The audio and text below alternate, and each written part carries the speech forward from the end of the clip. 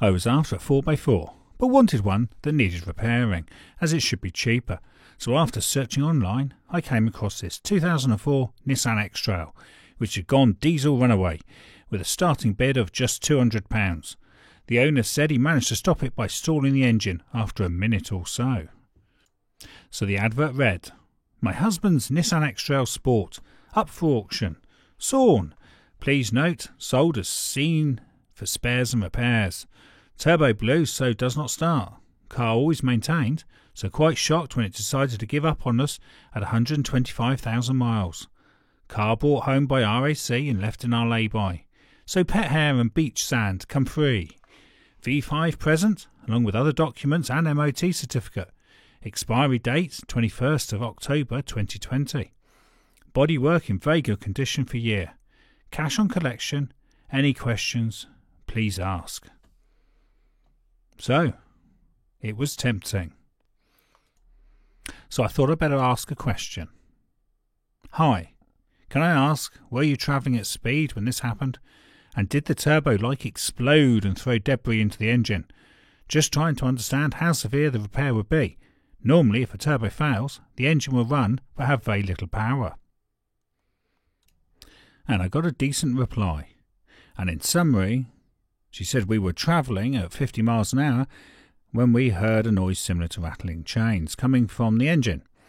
Black smoke then started bellowing from the exhaust, so we quickly pulled over into the lay-by.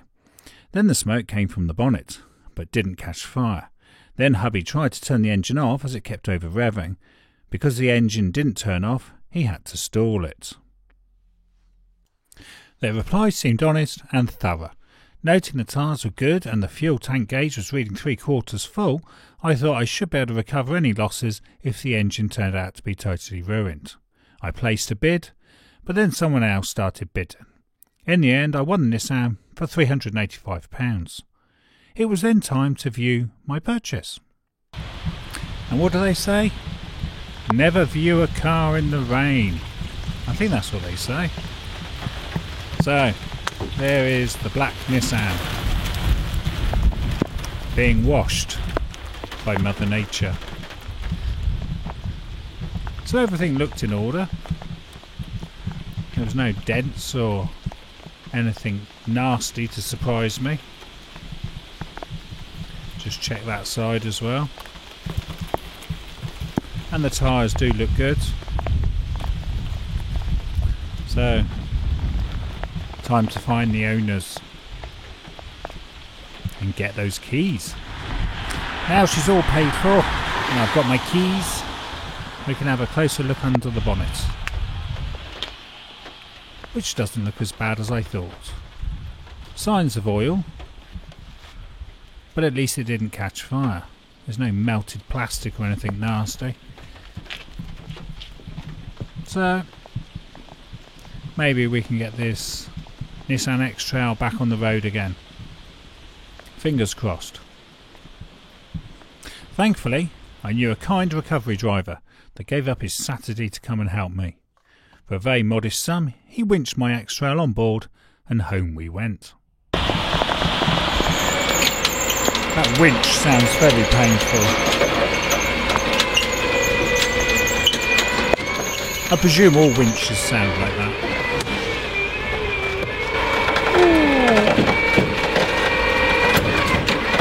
Oh, that's painful.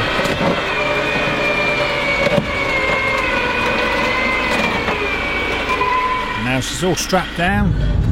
Off we go in sunny Wales. It's always sunny in Wales. My wife says that stone post isn't going anywhere. I mean it.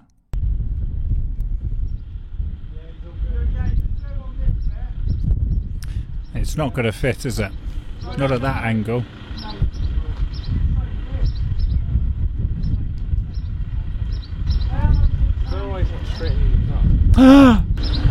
Luke. Oops.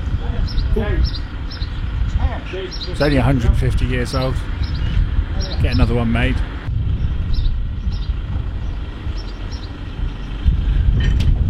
Ooh.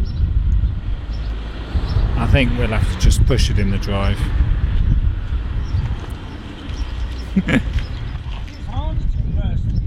It is. Attempt 2. And I think that post needs to go.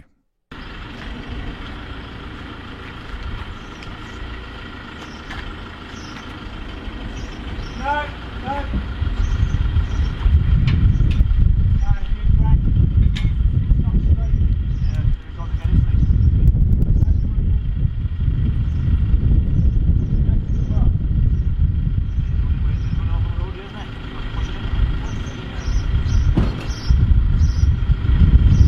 Not really. Are you going to go into it? Yeah. Bearing in mind he can't reverse.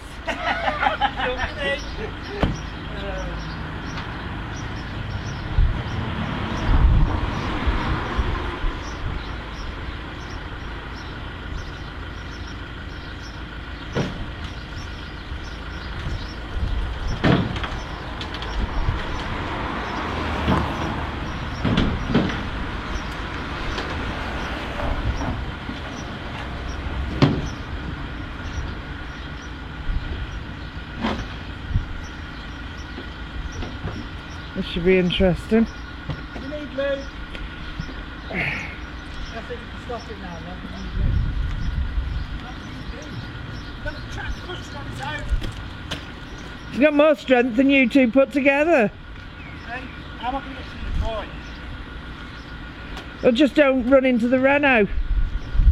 But That's all I ask. one of us has to be in, don't we?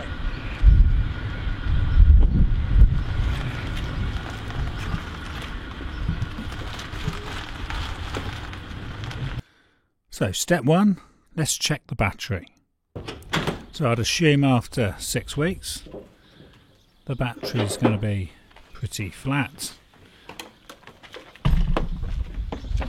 So let's have a look. Negative, positive, and what have we got? Low. Yeah, so we'll leave this on charge for a while, I think. So while that battery's on charge, I thought I just fancy doing a spot of fishing. You never know what you might catch in your radiator. And what have we got here? Now that's handy. We've got a nozzle to a jerry can. There we go. Let's put that somewhere else. Blimey, what's going on? That's what happens when you live in the middle of nowhere. They all start practicing low-level flying.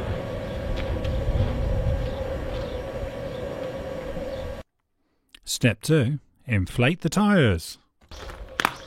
This is where cheating with an air compressor does come in handy. It is a bit quicker. So I think for medium loads on these size tyres, we're looking at about 32 psi each. So this will make it easier to push the vehicle around. Step 3 is clean everything. So I'm going to record the condition of the car before I start any work. And I think this family did enjoy going to the beach with their dogs. The advert did say with free sand, and I don't think they were kidding. There's a lot of sand. There's a set of brake shoes there. That's a clue. I'm going to have lots of fun with brake shoes later on. I should have noted that. Yeah, there's quite a lot of dog hair in there. Thankfully they had seat covers. Otherwise those front seats could be quite bad. They'd be full of sand. But I can see through all this and see what she could look like. So not too bad condition wise. I expect all the oils probably helped preserve it to a degree. So I think my next step now is get the Hoover out I do like things to be clean. Bit of a clean freak.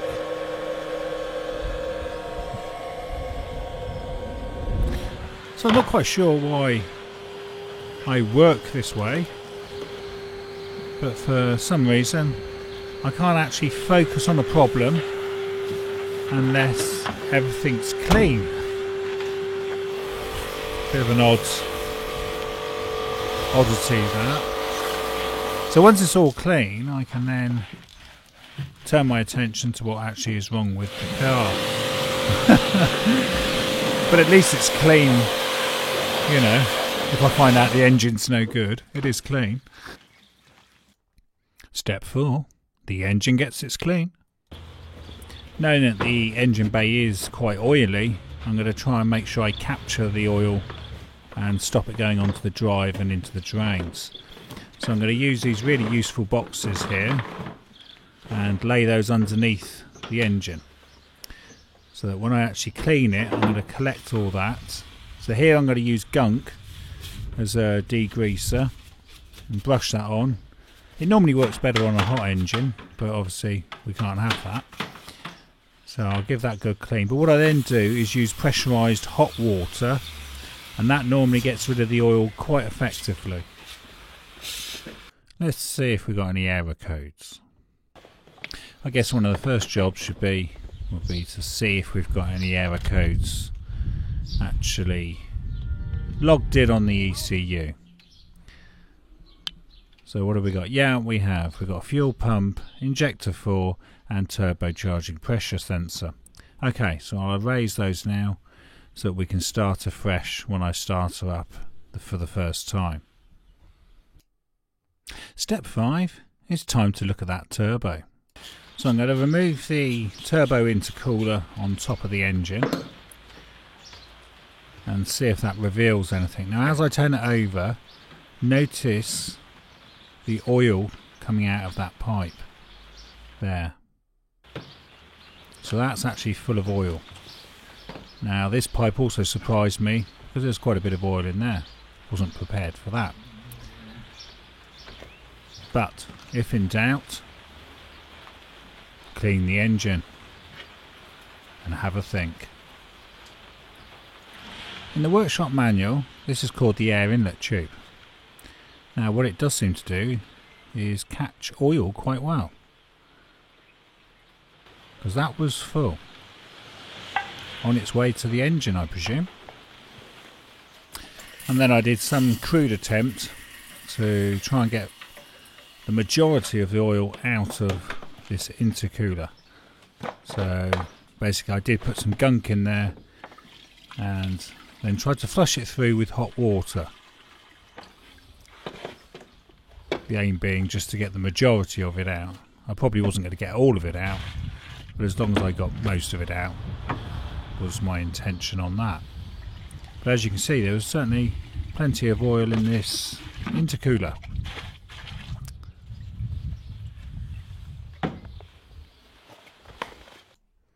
Now to the oil separator. So all that dirty water now goes into my yellow oil separator. And I'll leave it here for a few weeks, and then the oil should float to the surface and I can drain mostly clean water off and put it down the drain. Step 6. Drain the oil and remove filter. So this is quite a crucial part really, because the more oil in here the better, because it means the engine wasn't using it as fuel when it was doing the runaway. So I'll remove this wheel so the camera can see the oil filter, make it a bit easier. And it's quite a big filter on here, so I'm going to use my Facom oil filter tool there. I like those because they do snap on and lock. And good to see some more oil dribbling out. That's what I need to see. So I'll measure this and see how much oil we actually have in the engine, because that is quite important. Gives me an idea of how long it was running for.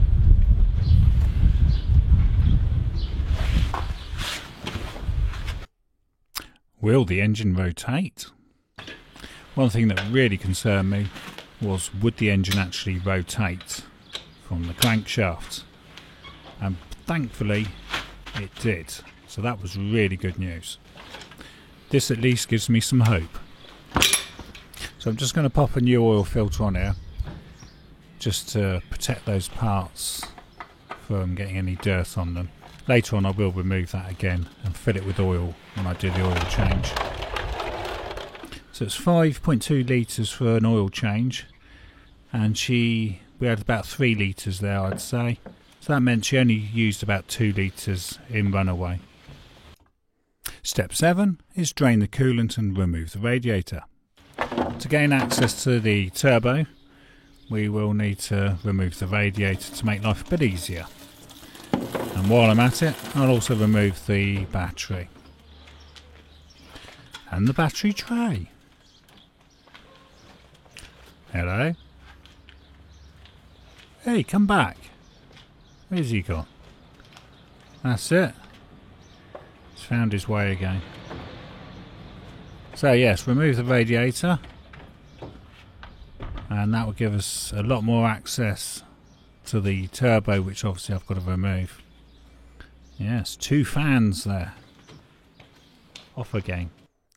Step 8, remove the turbo. So this is the air intake pipe, and look at all that oil pouring out. So that turbo was just throwing oil into the intercooler and then onto the inlet manifold where it was going runaway, which hopefully I might be able to save. So now time to extract the turbo, and there it is, and there's the oil, plenty of it. So I'm feeling quite hopeful at this point that the turbo is the problem, and maybe if we put a new turbo on, she may live again. Fingers crossed. Well, clearly that totally destroyed itself. That couldn't be any looser, could it? Just imagine the oil pouring out of that. And talking of oil pouring out of that, this is what it looks like after being sat on the side for a while. Plenty of oil poured out. Okay, let's take a closer look at this turbo. So if I take the aluminium part here apart, we can actually see the centrifugal compressor part of the turbo. So this is where the air actually comes in and gets compressed through the intercooler. And looking at those vanes, they are pretty damaged. So bearing in mind that these whiz around at possibly 100,000 RPM, you can see why they heard the sound of metal. I should imagine that made quite a bit of noise as it moved from side to side, hitting the housing.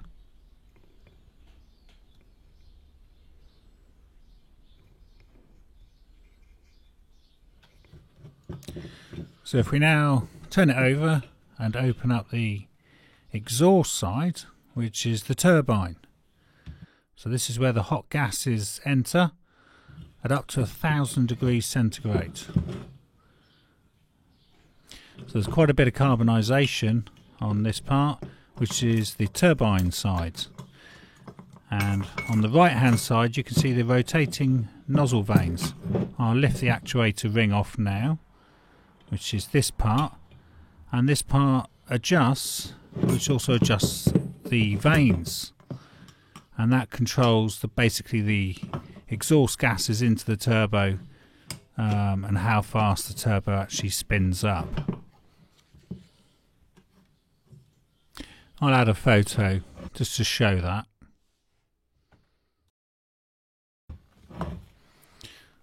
So as you can see, these move. These are the little guides that ring sits in. It's like 3 little runners there.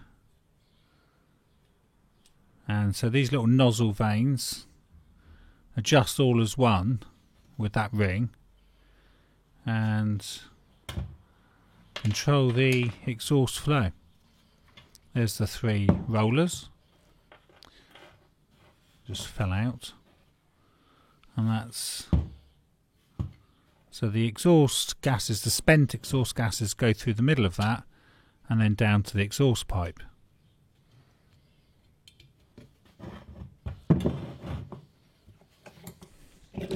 So this central part, which actually houses the turbine and the compressor blades, you can actually replace as, I think they call it like a turbo cartridge.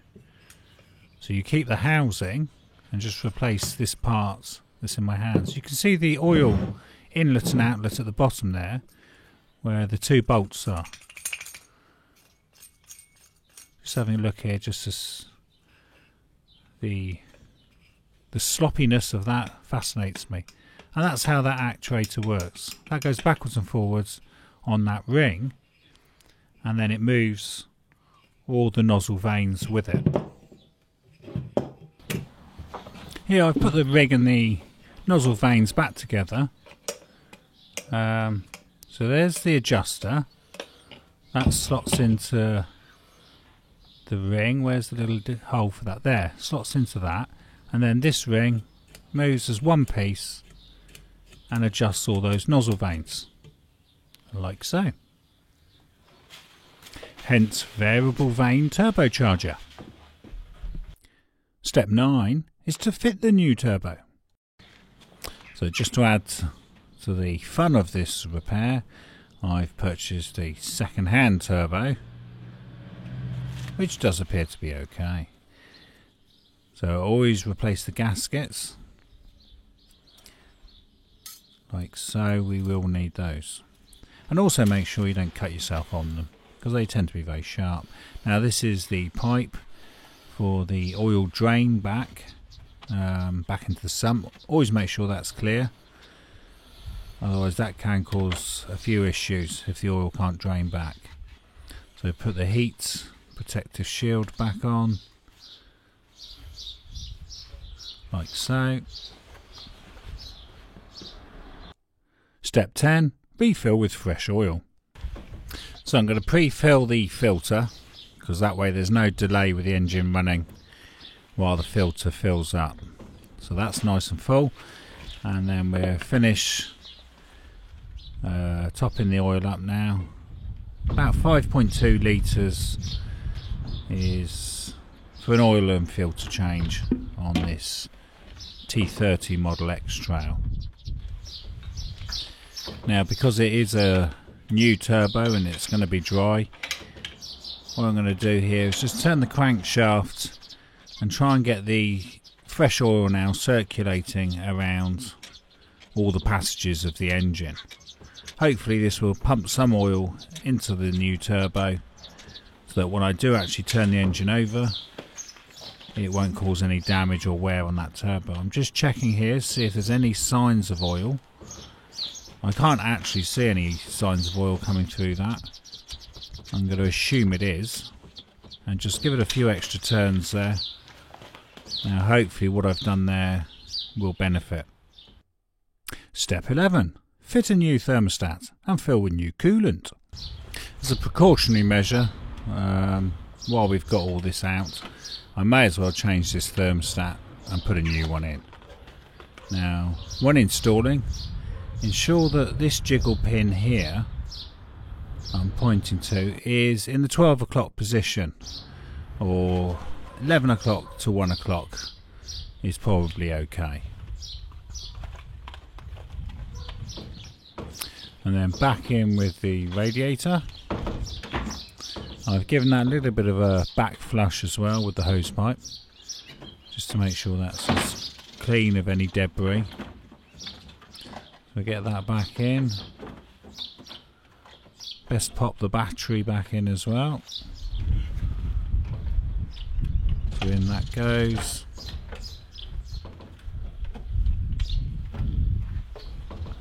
And obviously the remaining parts of the turbo, using new gaskets like so. and the intercooler, which has been cleaned out as much as possible of any oil. So we're nearly there now. So I'm going to cheat a little bit here and use this Draper evacuation system. This is actually Draper 9544, and they're about £70, so I suppose you could say they are quite expensive, but they do achieve a vacuum, and thereby you get no airlocks in the system. So it's one way of ensuring that the system is fully filled and you haven't got to purge any air later on. So it does make life a little bit easier in the long run. Job done. Remove the fuel pump fuse. So the idea of removing the fuse is that we can turn the engine over and it's not going to fire, and that way we can prime the oil system properly. Step 12 is prime the oil to the turbo. So here comes the man on a mission to start the Nissan. Well, actually, we've just got to turn it over first on the starter motor and get that oil circulating.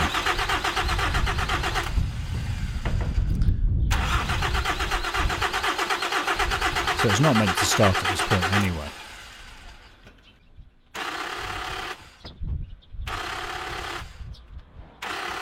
It was turning over normally, I had just sped the film up. The job of starting it goes to my wife. Step 13. Will it actually start? Are you wanting me to just turn the key? Well, don't rev it. Just hopefully it will start and tick over.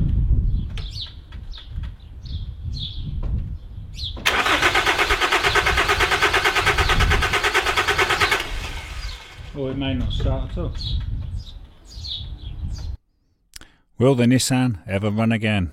Please see part 2 to follow this story. Thank you for watching, and please see part 2 coming soon.